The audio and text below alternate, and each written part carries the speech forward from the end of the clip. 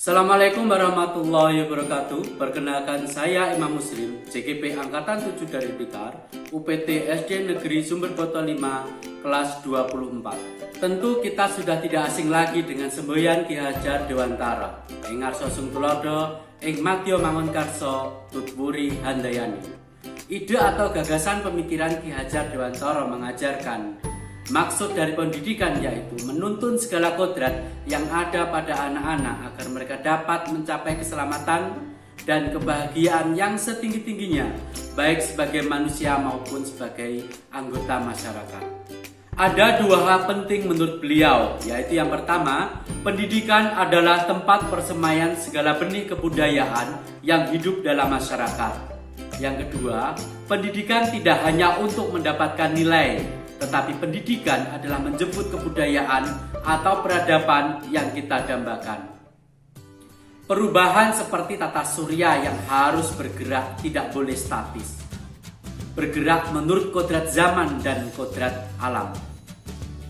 Jika kebudayaan itu terisolasi, artinya kebudayaan menuju kehancuran. Demikian juga dengan pendidikan yang harus terus-menerus berubah menjawab tuntutan zamannya. Kebudayaan memiliki karakteristiknya masing-masing yang saling menguatkan dan bersumbu pada nilai-nilai kemanusiaan. Jadi, esensinya adalah kemanusiaan. Dalam pendidikan pun, kita memperlakukan setiap anak berbeda. Bahkan anak kembar identik pun memiliki keunikan dan keberagaman. Ki Hajar Dewantara mengajarkan, membiarkan keragaman itu sesuai dengan kodratnya. Bagaimana relevansinya? Kodrat keadaan terdiri dari dua hal, yaitu kodrat alam dan kodrat zaman. Kodrat alam akan membedakan setiap individu sesuai dengan alam geografisnya, karena semua akan dibentuk oleh kebudayaannya masing-masing yang berbeda dan tidak dapat disamakan. Sedangkan kodrat zaman, walaupun alam sama, namun akan berbeda pada zamannya masing-masing. Saat ini kita menjawab revolusi 4.0 dan seterusnya yang harus kita taklukkan. Prinsip melakukan perubahan ada 3 yang disebut dengan asas trikon, yaitu kontinuitas, konvergensi, dan konsentris.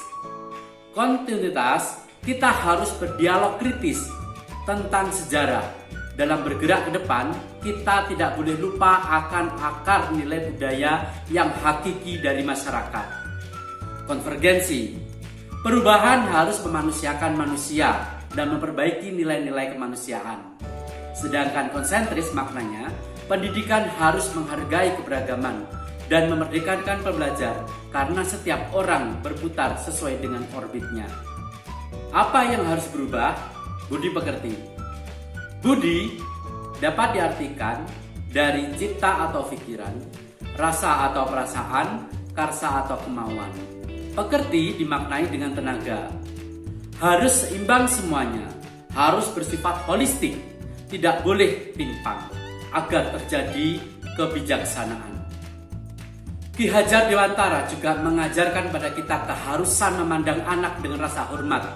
Semua yang kita lakukan harus berorientasi pada murid, seperti asas taman siswa, bebas dari segala ikatan, dengan suci hati mendekati anak, tidak untuk meminta suatu hak, namun untuk menghamba untuk sang anak.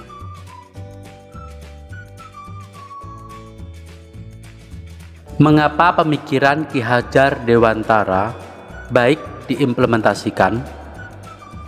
Pemikiran Ki Hajar Dewantara menjadi ruh dari pendidikan di Indonesia dari sejak Indonesia merdeka sampai saat ini.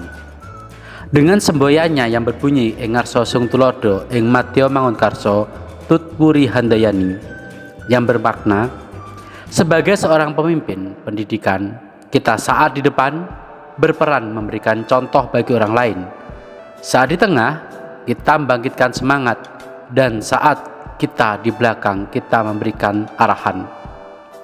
Dengan diadopsikannya salah satu pemikiran Ki Hajar Dewantara Tutwuri Handayani sebagai slogan pendidikan di Indonesia menunjukkan betapa pentingnya kita harus memahami makna pemikiran dari Ki Hajar Dewantara tersebut.